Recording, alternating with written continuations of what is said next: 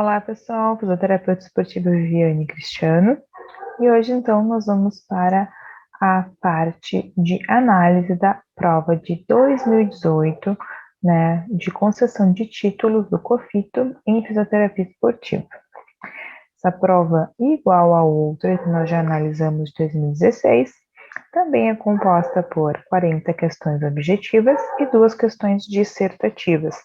Nós vamos seguir o mesmo molde da outra prova, nós vamos analisar questão por questão, vamos ver o gabarito e vamos discutindo as possíveis respostas, as questões ali mais, os pontos mais importantes que a gente tem que levar em consideração nessas questões, tá bom? Vou compartilhar agora para a gente começar então a análise desta prova. Vamos lá. Vamos ver a primeira questão. Então, questão número 1.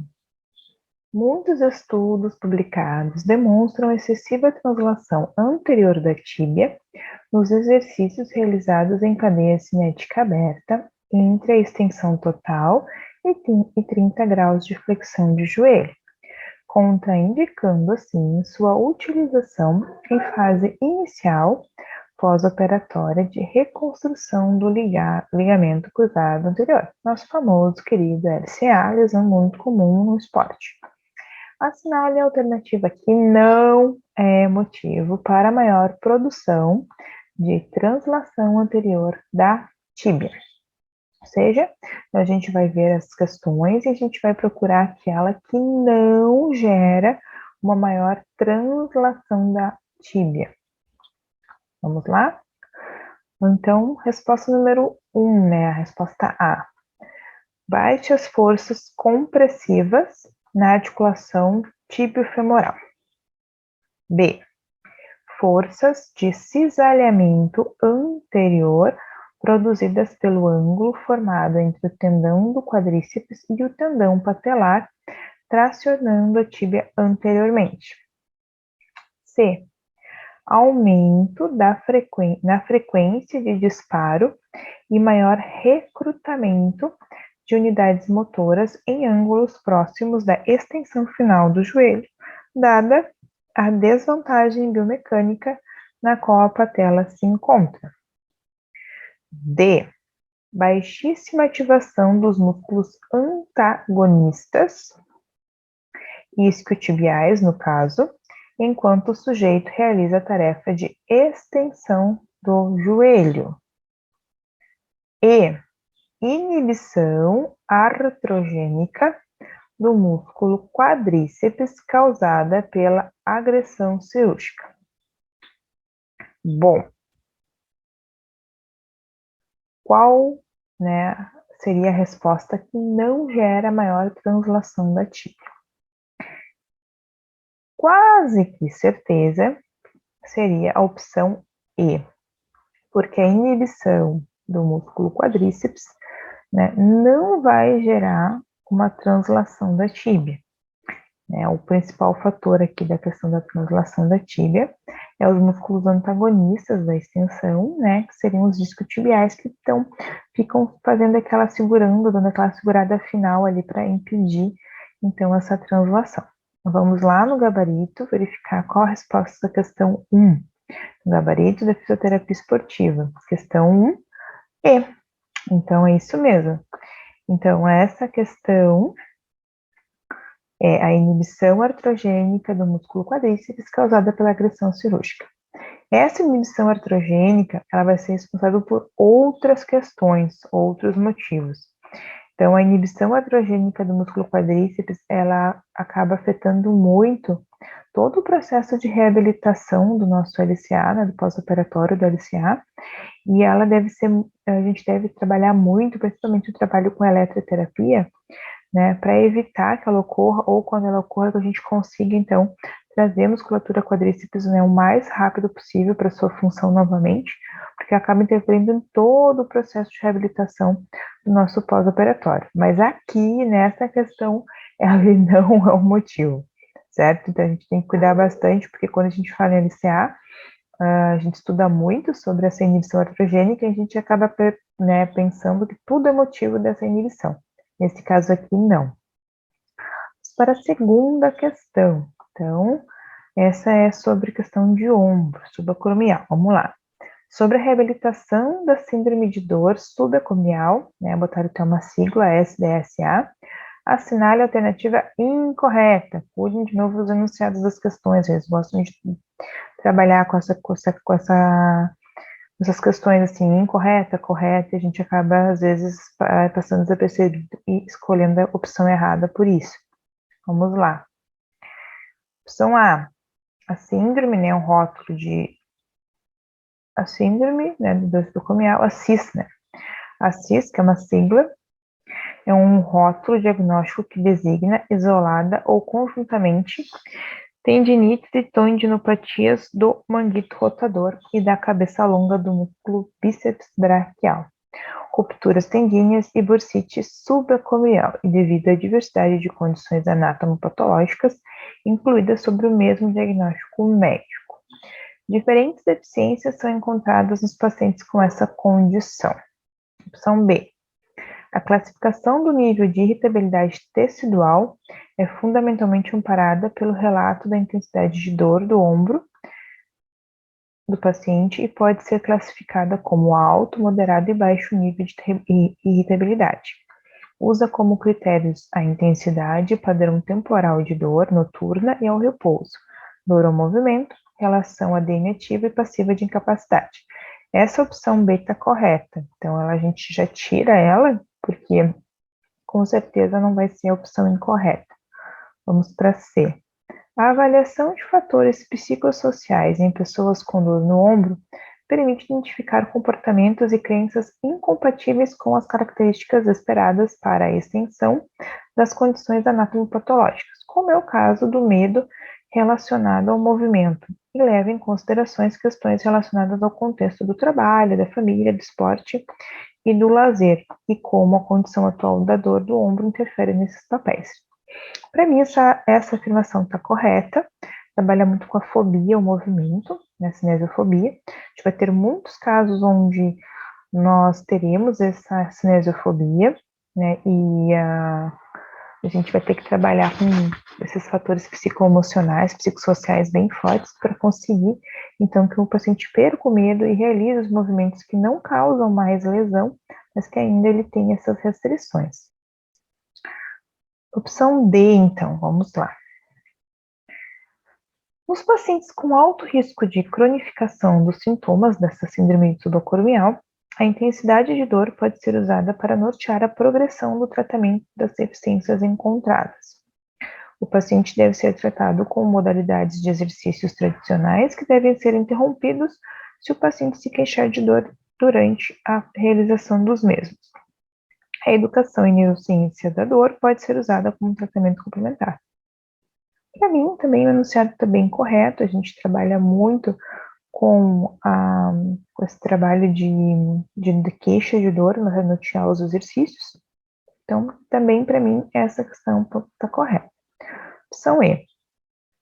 Para pacientes com baixo nível de irritabilidade no ombro, que apresentam fraqueza associada ao desuso, né, atrofia, descondicionamento e déficit de controle motor, estão indicados exercícios resistidos com carga maior que 75%, no treinamento de movimentos com ênfase na qualidade e na precisão, e exercícios que assumem desafios e estabilidade para o tronco e uso de cartilha para exercícios domiciliares. Para mim também essa opção também está correta. Então, dentre essas opções que a gente viu, a única que realmente para mim parece estranha, até pelo seu enunciado, e por não apresentar também o que é a CIS, só deu a sigla e não apresentou o que é, para mim, então, seria a opção A, a opção incorreta. Vamos dar uma olhada lá no gabarito. Ela foi anulada. Então, essa questão 2, que é uma questão bem chatinha, foi uma questão anulada. Então, provavelmente, ou todas estão corretas, e aí não havia uma opção incorreta, ou no enunciado de alguma delas, por exemplo, ele pode ter citado essa aqui como incorreta, opção A, mas o enunciado de alguma outra apresenta alguma condição que pode fazer com que a interpretação leve também para ela esteja errada, E aí eles optaram, então, por anular essa questão. Uma questão bem chatinha, né? A gente viu que eu tive que prestar bastante atenção, longa e bem chata para a gente responder. Vamos seguir, então. Questão 3. Sobre o papel do quadríceps na dor patelofemoral. Também uma condição que atendemos bastante na parte esportiva, principalmente quando nós vamos trabalhar com atletas femininas. Então, assinale a alternativa correta. Dor patelofemoral. A fraqueza de quadríceps não é fator de risco para a dor patelofemoral. Já achamos a nossa resposta. Bom, não é correto, desculpa. Então, a gente tem que achar correta. Então, esse aqui com certeza é errado.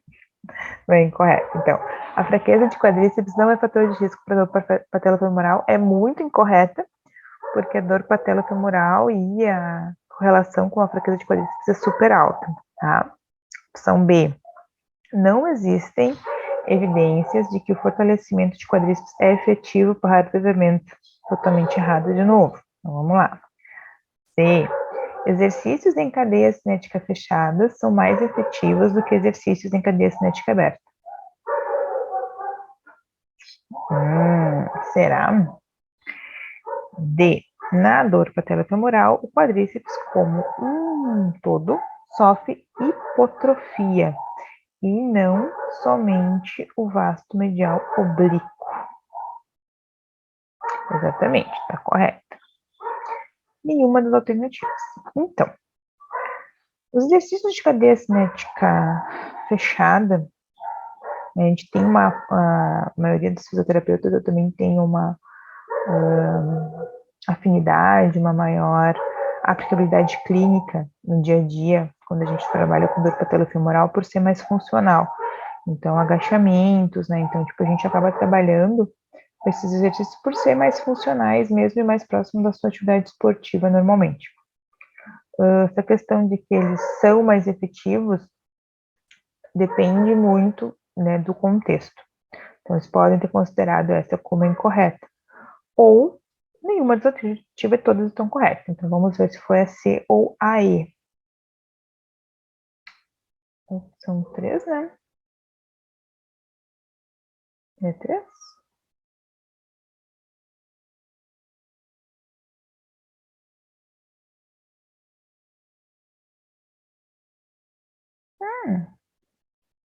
Opção 3, eles botaram como correta a D. Olha que interessante. Eles colocaram o quê? Como correta que o quadríceps... Ah, tá certo. Viu como o enunciado acaba nos confundindo? Vamos rever de novo. Opção correta. Sim, óbvio que ela é correta. Então, a gente estava discutindo justamente isso. O quadríceps, como um todo, sofre hipotrofia e não somente o vasto medial oblíquo. Corretíssimo, essa é a opção correta. Então, quando a gente trabalha, né, a gente vê muitas informações, às vezes errôneas, sobre o trabalho com a dor patelofemoral, focando somente no trabalho do vasto medial oblíquo, como estabilizador da patela e tudo mais, vago dinâmico. Mas o quadríceps, ele sofre uma hipotrofia como um todo, e não somente ali. Então, o trabalho tem que ser para o quadríceps como um todo, e não um trabalho focado em apenas um dos músculos, como o vasto medial oblíquo. Então, sim, a correta é a opção D. Então, a opção C está errada porque, como eu expliquei, mesmo a gente tendo maior afinidade pela cadeia cinética fechada, né, não quer dizer que eles sejam mais efetivos e vai depender muito da situação também. Então, a opção certa é a D. Muito bem. Vamos seguindo. Osteoartrose. Também, dependendo da atleta que você atende mais a atletas master, você vai acabar atendendo também alguns atletas com osteoartrose. É uma doença musculoesquelética degenerativa, muito comum, pode acometer tanto atletas mais jovens quanto atletas mais velhos. Sinal alternativa incorreta. Agora sim, a alternativa incorreta sobre a osteoartrose em atletas. Como o tecido, opção A, Como o tecido cartilaginoso possui uma baixa capacidade de regeneração, a avaliação desse processo degenerativo e a respectiva ação fisioterapêutica em atletas não devem ser feitas de forma precoce, a fim de garantir uma longevidade maior a essa população. É meio bem estranho esse enunciado. Vamos de novo. Como o tecido cartilaginoso possui uma baixa capacidade de regeneração, e aí tudo bem. A avaliação desse processo degenerativo e a respectiva ação fisioterapêutica em atletas não devem ser feitas de forma precoce, a fim de garantir uma longevidade maior a essa população. Estranho, né? Vamos ver outra. A B. Após longos períodos de imobilização, a cartilagem atrofia e degenera, ocorrendo diminuição tanto no tamanho como na quantidade de proteoglicanas associadas à fibrilação da superfície cartilaginosa. Ok. C. Entre todos os tecidos do sistema musculoesquelético, o tecido cartilaginoso é o mais restrito em termos de adaptação. Também. D. Os sintomas clínicos mais comuns da osteoartrose são dor articular, limitação de movimento, crepitação, inflamação associada a edema intraarticular, redução de amplitude de movimento e fraqueza muscular. E. O efeito da imobilização, mesmo por curtos períodos, até 4 semanas, tem sido relatado por estudos como deletério para a cartilagem. Imobilização sempre é ruim. Quanto mínimo necessário, não podemos imobilizar um atleta, nem que seja não atleta, também uma pessoa que não seja praticante da atividade física também não deve ficar imobilizada. A imobilização sempre vai acabar tendo seus custos bem altos.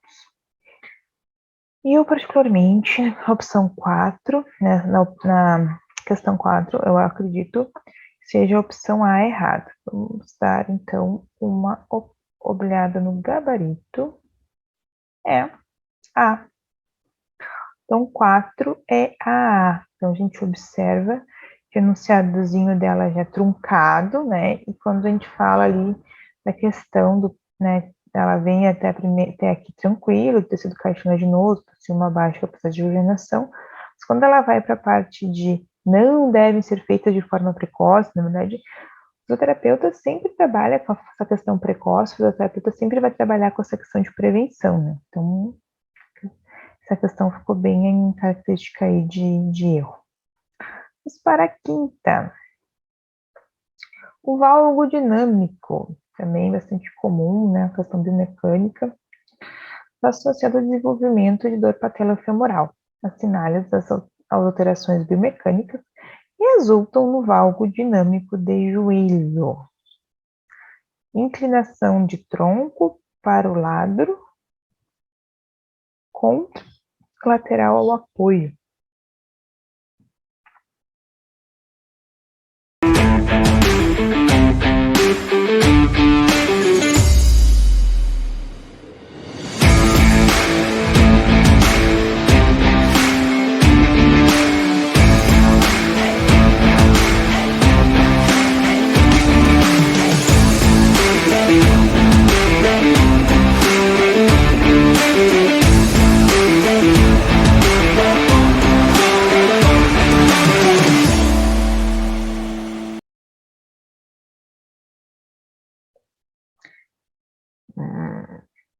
Adução e rotação interna excessiva do quadril, sim. Queda da pelve para o lado ipsilateral ao apoio.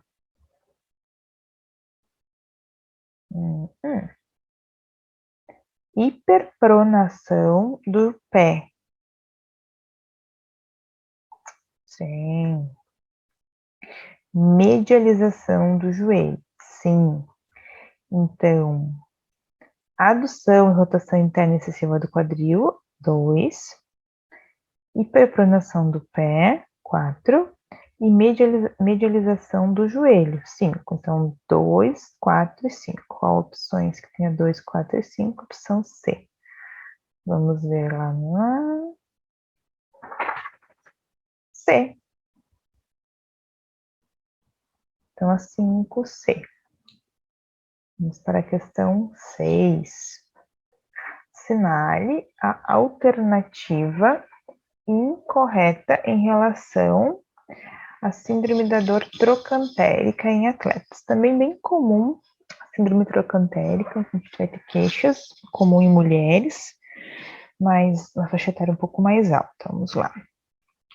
Opção A. Os exercícios de fortalecimento do glúteo médio devem ser opção incorreta agora, né? Vamos lá, então. Opção A. Os exercícios de fortalecimento de glúteo médio devem ser enfatizados e os que fortalecem o tensor da fascia lata devem ser evitados. Sim. Os exercícios de fortalecimento dos pacientes com essa síndrome devem evoluir para as demandas funcionais voltadas para a modalidade esportiva de cada paciente. Isso não só nessa síndrome, mas em quase tudo, né? Então, a gente sempre vai ter que sempre se voltar para a parte da sua modalidade esportiva. Os exercícios de abdução de quadril, que enfatizam a fase excêntrica, não devem ser utilizados devido às tendinopatias dos glúteos mínimo e médio, sobretudo em pacientes com teste Trendelenburg positivo.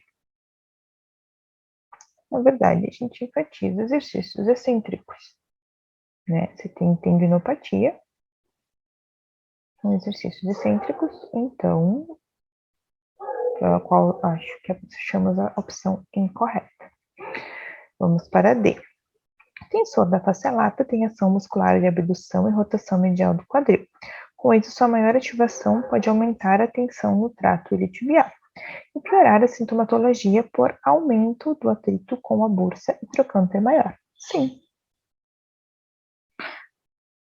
E, opção E. Os trabalhos específicos para ativação e fortalecimento dos músculos estabilizadores de tronco devem ser incluídos no tratamento da síndrome trocantérica. Sim, também trabalho com bastante reforço e condição de estabilização de tronco. Então, para mim, é a opção C, a errada na 6. Vamos ver. 6, C. Exercícios excêntricos são recomendados na maioria das condições de tendinopatias. Então, vamos para a 7. Vamos agora para a questão 7.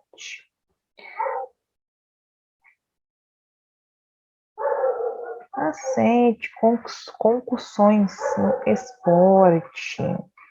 Concussão está sendo, né, vendo bastante espaço, né, a gente tem que estudar, tem que discutir bastante sobre esse tema.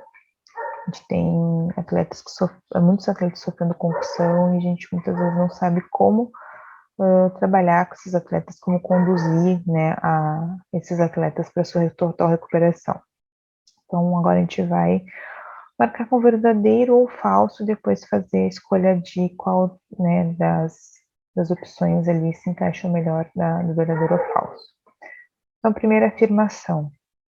Os atletas mais jovens são mais suscetíveis às concussões do que atletas mais velhos. Verdadeiro, né? Por causa do impacto da questão da agressividade dos esportes. Segunda afirmação, para haver concussão, o trauma deve ocorrer necessariamente na cabeça. Não, falso. Traumas na cervical, traumas que, às vezes, em outra extremidade do corpo, que levem a um chacoalhar da cabeça, né, do sistema nervoso central como um todo, geram concussão cerebral também. Qualquer trauma corporal que cause uma movimentação no cérebro é concussão. Então, uma respondeu a outra, né? Então, para haver concussão, o trauma deve ocorrer necessariamente na cabeça. Falso. Qualquer trauma corporal que cause uma movimentação do cérebro, concussão. Verdadeiro. As concussões resultam em sintomas clínicos que necessariamente estão relacionados com uma lesão patológica. Não, necessariamente não estão relacionados a uma lesão patológica, tanto que dependendo, né, tem uma concussão, a desconfia-se de uma concussão, e se levar o paciente a fazer uma ressonância magnética na sequência, pode não aparecer nada, e daqui 2, 3 dias ela está em estado grave. Então, não está relacionado com lesões patológicas, certo? Então, verdadeira, primeira, falsa, segunda, verdadeira, a terceira e falsa, a última. Então, VF, VF, VF. VF, VF é a opção B. Vamos ver se é isso mesmo. 7B. É isso mesmo. Então, vamos para a opção 8. Questão 8. O gênero é um dos fatores de risco para a lesão de ligamento cruzado anterior, mais uma de LCA. Com base nessa afirmativa, assinale a alternativa incorreta. Então, vamos lá. O gênero é um dos fatores de risco, né? Então, opção A. Um dos maiores fatores de risco para a lesão de LCA é o gênero. As mulheres são mais acometidas e a proporção é 4 a 6 vezes maior em relação aos homens. Opção B. A maioria das lesões de LCA em mulheres é sem contato e em esportes que provocam movimentos rotacionais e de desaceleração do joelho, como o basquete, o vôlei, futebol e lutas. A maioria das lesões de LCA em mulheres é sem contato e em esportes que provocam movimentos rotacionais e desaceleração do joelho. O movimento pelo qual as mulheres são mais suscetíveis à lesão de LCA em comparação aos homens é multifatorial. Motivo, né? Envolve fatores estruturais, hormonais, neuromusculares e biomecânicos. Isso aí. D. Algumas das variabilidades do controle neuromuscular de mulheres em relação aos homens são ativação mais tardia dos músculos dos membros inferiores em momentos de aterrissagem de saltos, menor utilização do quadríceps para estabilizar o joelho, maior rigidez muscular em tentativas de controle de movimento. E são fatores estruturais contribuintes da mulher para a lesão de LCA, pelve mais larga, maior tendência para o joelho valgo, menor tamanho do sulco intercondiliano do fêmur, maior frouxidão ligamentar e maior amplitude de rotação do quadril. Para mim, a opção B tá meio estranho. Vamos ver qual opção que o gabarito nos dá. 8. 8, opção D. Vamos ver lá. 8, opção D. Algumas das variabilidades do controle neuromuscular das mulheres dos homens são. Então, é aqui que estão a opção incorreta, né? Então, a questão da ativação mais tardia dos músculos em saltos, na ativação do quadríceps ao joelho, e maior rigidez muscular. Eu acho que a maior rigidez aqui tá incorreta, mas é uma questãozinha meio chata também, porque essa questão aqui da maioria das lesões, a opção B, só confiro, 8 é D.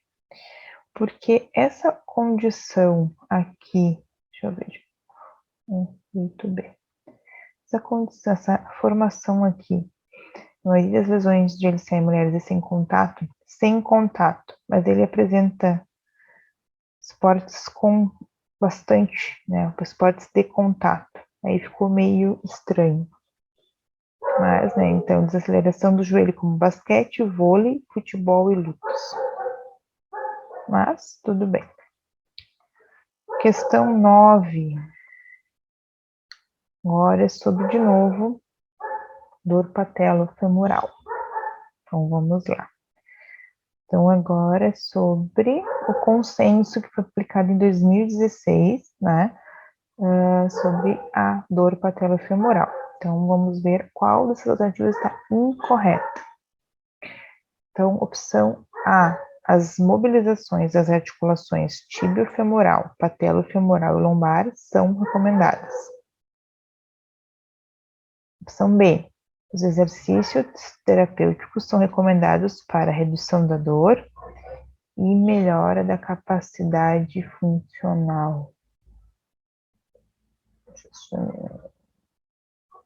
Opção C, os exercícios combinados de quadril e joelho são recomendados para redução da dor e melhora da capacidade funcional.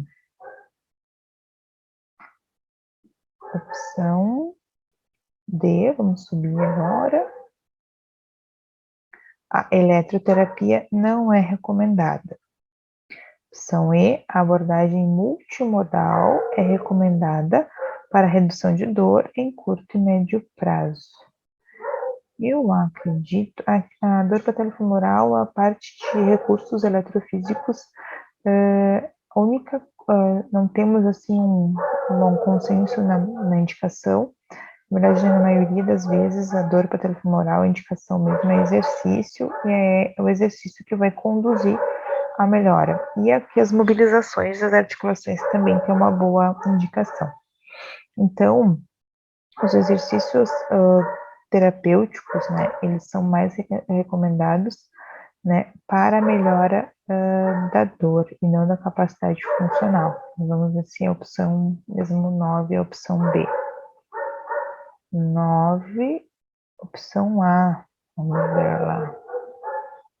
Opção A, as mobilizações das articulações tibiofemoral e patelofemoral são recomendadas. Então, nem as, de novo o enunciado me pegou.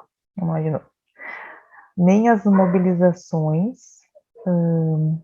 articulares e nem as recursos eletrofísicos, né? Então, nem terapia manual e nem recursos eletrofísicos são recomendados para dor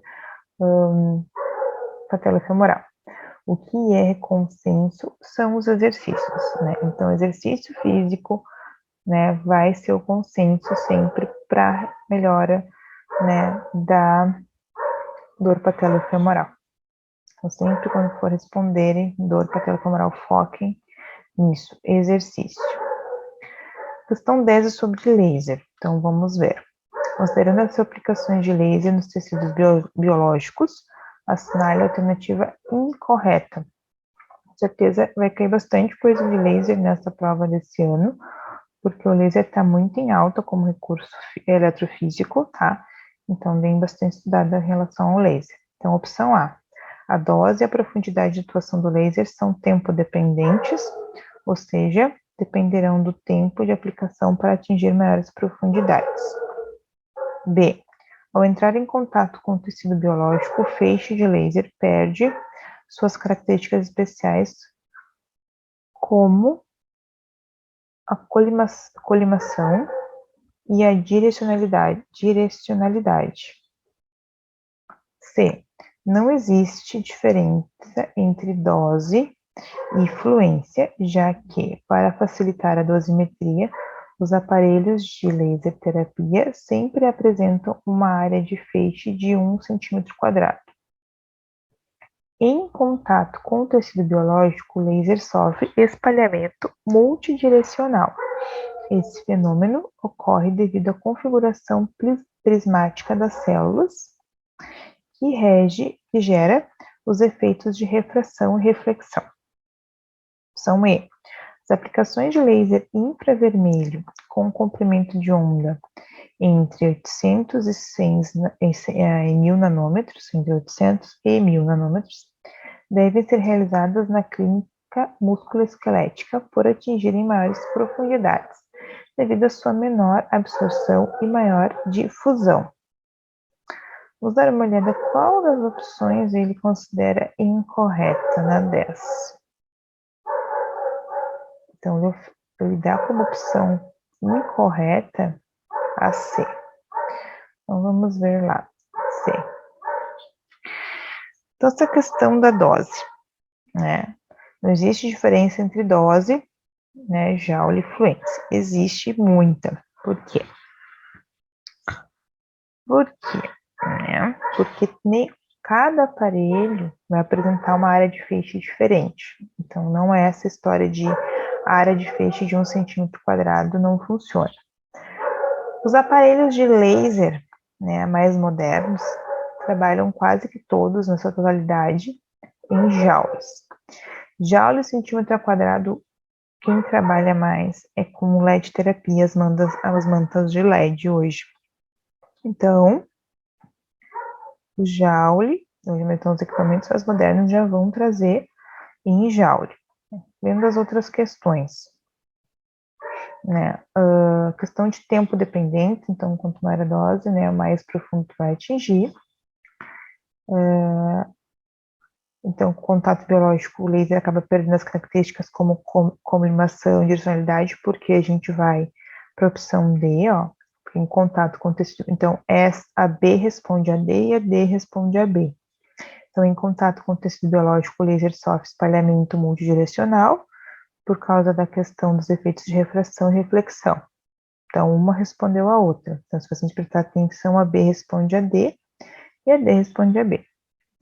E as aplicações, né? Então, sempre quando a gente trabalha com 2 comprimentos de onda normalmente, o laser vermelho, que vai ficar numa faixa de 560 a 630 nanômetros, né? E o laser infravermelho, que fica, então, nesse comprimento de onda entre 800 e 1000 nanômetros. Então, quando a gente quer atingir tecidos mais profundos, a gente vai trabalhar com o infravermelho, que vai ter uma profundidade em torno de até 5 centímetros, dependendo do tecido da dose. O laser vermelho, que é com um comprimento de onda menor, ele vai trabalhar numa faixa de absorção de no máximo até 1,5 centímetros. Então, a gente usa muito vermelho aonde? Então, tendões bem superficiais, ligamentos bem superficiais na parte terapêutica, principalmente vai usar em feridas, lacerações. Então, é aí que nós vamos utilizar o vermelho. Em todas as outras patologias, que é onde a gente vai atuar mais na parte de fisioterapia esportiva, tecidos mais biológicos um pouco mais profundos que 1,5 centímetros, a gente vai trabalhar, então, com o laser infravermelho, comprimento de onda infravermelho.